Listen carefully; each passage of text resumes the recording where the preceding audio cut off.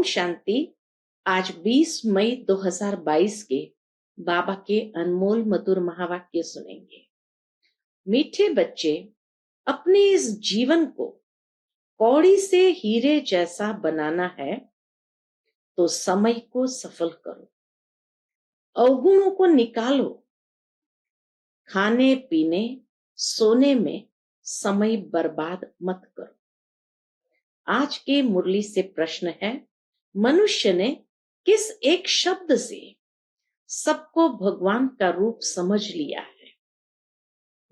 मनुष्य ने बाबा का ऐसा कौन सा शब्द है जिस कारण भगवान का रूप सबको समझ लिया है? उत्तर, बाबा कहते, इस समय मैं बहुरूपी हूं। ऐसे नहीं, यहां जब मुरली चलाता हूं तो परमधाम खाली हो जाता है। मुझे तो इस समय बहुत काम करने पड़ते हैं, बहुत सर्विस चलती है। बच्चों को, भक्तों को साक्षात्कार कराना पड़ता है। इस समय मैं बहुरूपी हूं। इसी एक शब्द से मनुष्य ने कहा है, ये सब भगवान के रूप है। दूसरा प्रश्न मुरली से है, बाप की किस श्रीमत को पालन करने वाले बच्चे सपूत है? उत्तर है, बाबा कहते, बच्चे कभी भी डिससर्विस न करो। टाइम बहुत वैल्यूएबल है, इसे सोने में न गंवाओ। कम से कम 8 घंटा मेरे खातिर दो। ये श्रीमत पालन करने वाले सपूत बच्चे हैं जो 8 घंटा अपना सफल करते हैं। बाबा कहे, ये श्रीमत जिसने पालन की वो सपूत बच्चे हैं। आज की मुरली से पहले गीत बजा है, तूने रात गंवाई सोकर, दिवस गंवाया खाकर।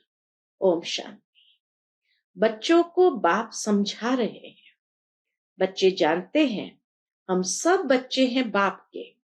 हमारे शरीर का बाप तो है ही शारीरिक, लेकिन आत्मा जो अशरीरी है उसका बाप भी अशरीरी है। बाप ने समझाया है, बेहद के बाप से बेहद सुख का वर्षा मिलता है। अभी शुरू होता है जो त्रेता अंत तक चलता है। तुम अभी पुरुषार्थ कर रहे हो भविष्य 21 जन्मों की प्रारब्ध के लिए। फिर बाद में हद का शुरू होता है। हद का प्रारब्ध शुरू होता है, बेहद का पूरा हो जाता है। यह गुह्य बातें है ना, जानते हैं आधा कल्प हम हद के बाप से वर्षा लेते और बेहद के बाप को याद करते आए हैं। आत्मा के संबंध में सभी ब्रदर्स है। वह है बाप, कहते भी है हम आत्माएं भाई भाई है। फिर जब मनुष्य सृष्टि की रचना रची जाती है तो भाई बहन हो जाते हैं। ये नई रचना है ना, पीछे फिर परिवार बढ़ता है। काका, चाचा, मामा सब पीछे होते हैं। इस समय बाप रचना रच रहे हैं, बच्चे और बच्चियां हैं। दूसरा कोई संबंध नहीं है। अब तुम जीते जी भाई बहन बन जाते हो। दूसरे कोई संबंध से ताल्लुक नहीं है, दूसरा कोई संबंध से मतलब नहीं है। अभी तुमको नया जन्म मिल गया है। जानते हो हम अभी ईश्वरीय संतान है। शिव वंशी ब्रह्मा कुमार कुमारियां हैं। ब्रह्मा कुमार कुमारियों का और कोई संबंध नहीं। इस समय सारी दुनिया पतित है, इनको पावन बनाना पड़े। कहते हैं बाबा हम आपके हैं। बाप कहते, बच्चे भविष्य के लिए पुरुषार्थ करके अपना जीवन हीरे जैसा बनाना है। सारा दिन सिर्फ खाना पीना, रात को सोना और बाप को याद न करना, इससे कोई हीरे जैसा जन्म नहीं मिलेगा।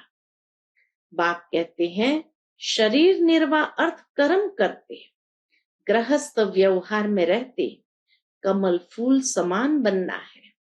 समझते हैं हम कौड़ी से हीरे जैसा अर्थात मनुष्य से देवता बन रहे हैं। मनुष्य में तो बहुत अवगुण है, मनुष्य में तो बहुत अवगुण है, देवताओं में गुण होते हैं।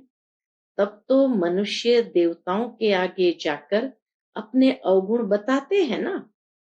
आप सर्वगुण संपन्न, हम पापी नीच है। अब बाप कहते हैं अपने से आसुरी गुणों को निकाल ईश्वरीय दैवी गुण धारण करते हैं। बाप तो है निराकार, मनुष्य सृष्टि का बीज रूप। वह सत है, चैतन्य है, ज्ञान का सागर है। यह ज्ञान तो बुद्धि में बैठा हुआ है ना। यह है नया ज्ञान, कोई वेद शास्त्रों में यह ज्ञान नहीं है। अभी जो तुम सुनते हो वह फिर प्राय लोप हो जाएगा। अभी तुम जानते हो हम आसुरी गुण वाले मनुष्य से क्या बनते हैं, दैवी गुण धारण कर बाप द्वारा देवता बन रहे हैं। पापों का बोझा जो सिर पर है वह बाप की याद से हम भस्म करते हैं। भक्ति मार्ग में तो यही सुनाते आए हैं कि पानी में स्नान करने से पाप भस्म हो जाएंगे, परंतु पानी से तो पावन बन नहीं सकते। अगर ऐसा होता, क्या कहते बाबा, अगर ऐसा होता कि पानी में स्नान करने से पावन बन जाते तो फिर पतित पावन बाप को क्यों याद करते। कुछ भी समझते नहीं है। समझदार और बेसमझ, यह भी एक नाटक बना हुआ है।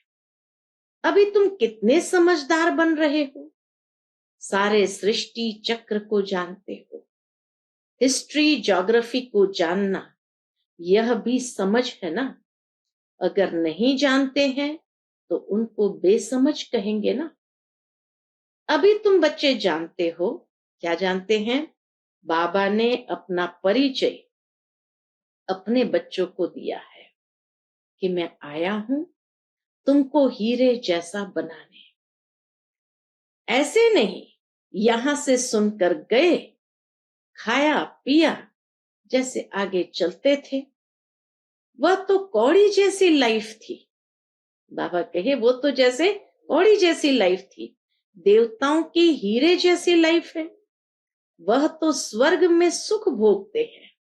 चित्र भी है ना। आगे तुम नहीं जानते थे कि हम ही सुखी थे, हम दुखी हुए। हमने 84 जन्म कैसे लिए, ये नहीं जानते थे।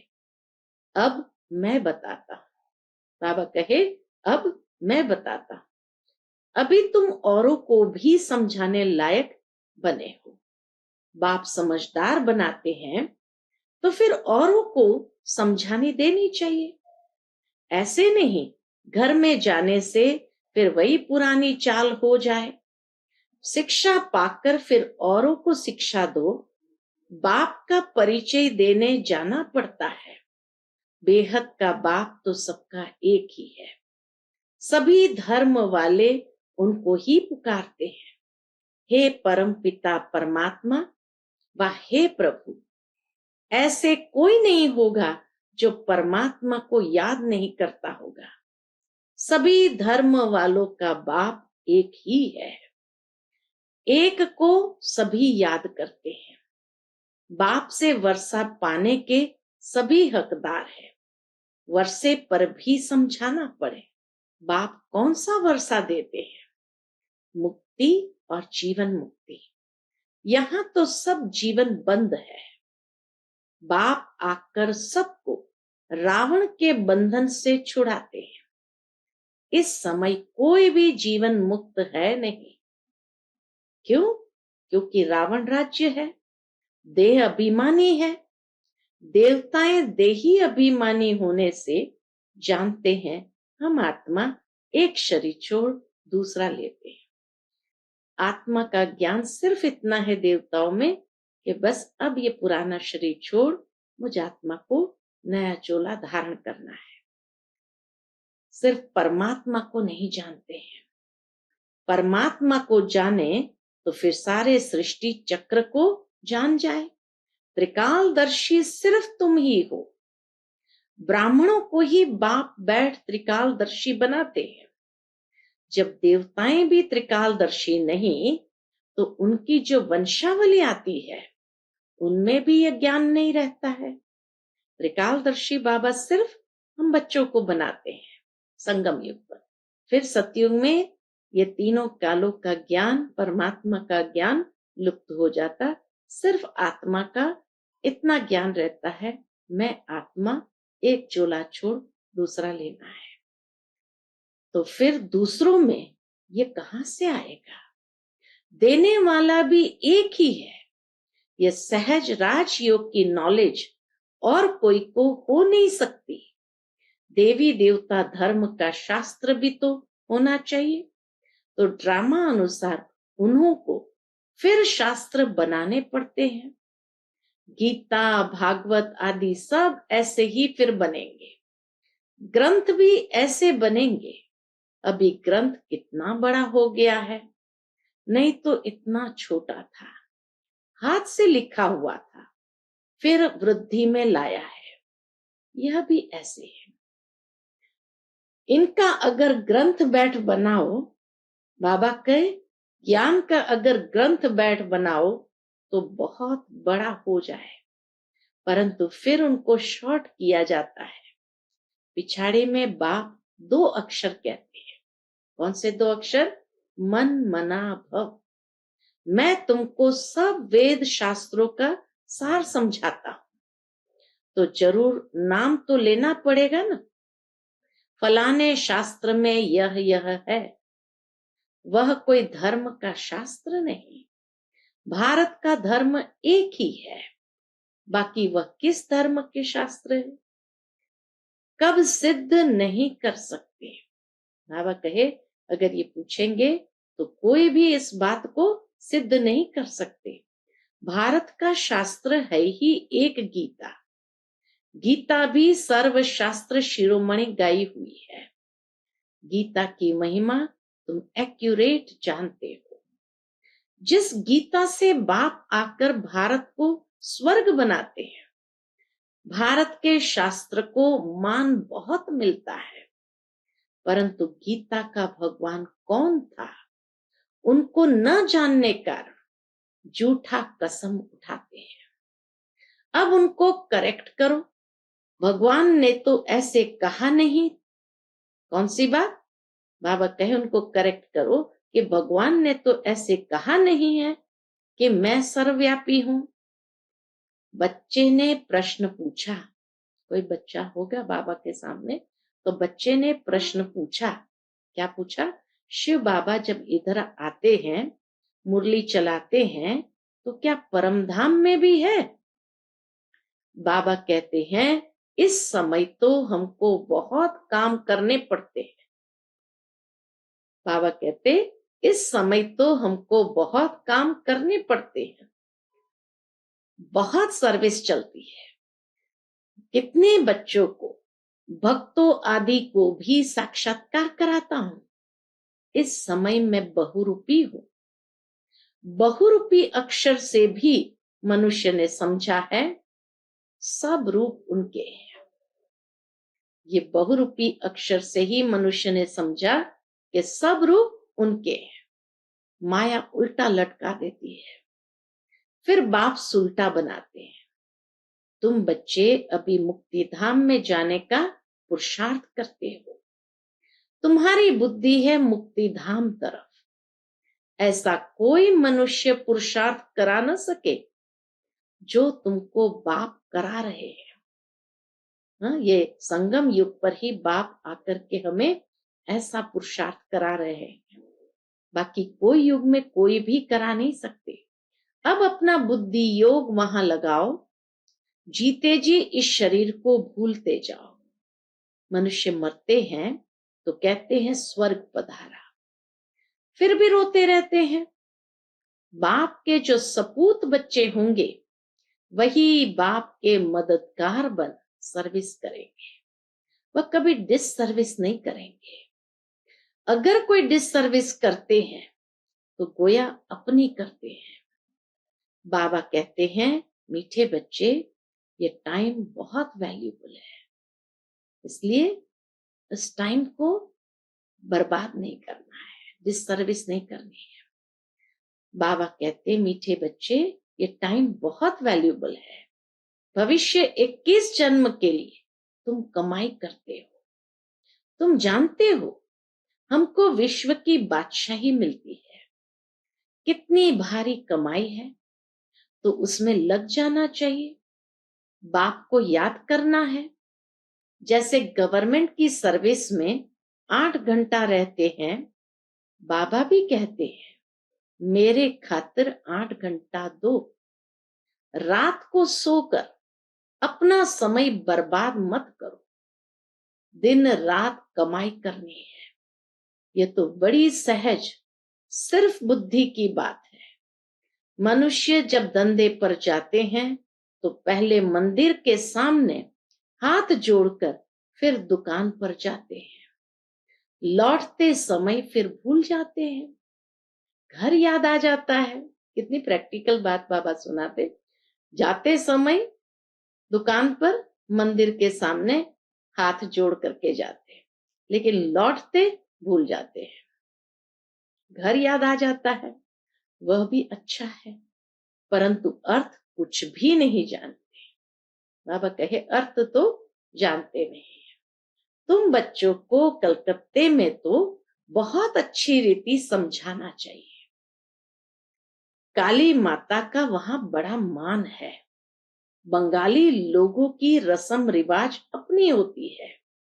ब्राह्मणों को मछली जरूर खिलाते हैं। बड़े आदमी अपने तालाब बनाए, फिर उसमें मछलियां पालते हैं, तो ब्राह्मणों को भी वह खिलाएंगे। अभी तुम पक्के वैष्णव बनते हो। प्रैक्टिकल में तुम विष्णु की पुरी में चलते हो। ऐसे नहीं कि वहां 4 भुजा वाले मनुष्य होंगे। लक्ष्मी नारायण को विष्णु कहा जाता है। लक्ष्मी नारायण इकट्ठा विष्णु कहा जाता है। 2 भुजा उनकी, 2 उनकी। तुम महालक्ष्मी की पूजा करते हो, वास्तव में विष्णु की करते हो। दोनों है ना, परंतु इस समय महिमा माताओं की है, इसलिए महालक्ष्मी की भी बहुत पूजा होती है। जगत अम्बा का गायन है, लक्ष्मी का भी नाम गाया हुआ है।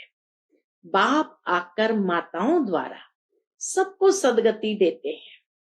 जगत अम्बा वही फिर राज राजेश्वरी बनती है। माँ की पूजा होती है। वास्तव में जगत अम्बा तो एक है ना। जैसे शिव का एक लिंग बनाते हैं, वैसे फिर छोटे छोटे शालिग्राम भी बनाते हैं। वैसे काली के भी छोटे मंदिर बहुत है।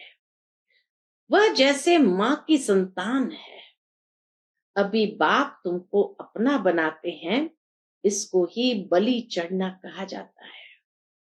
बाबा का बनना यही तो बलि है। तुम बलि चढ़ते हो उन पर, इस ब्रह्मा पर नहीं।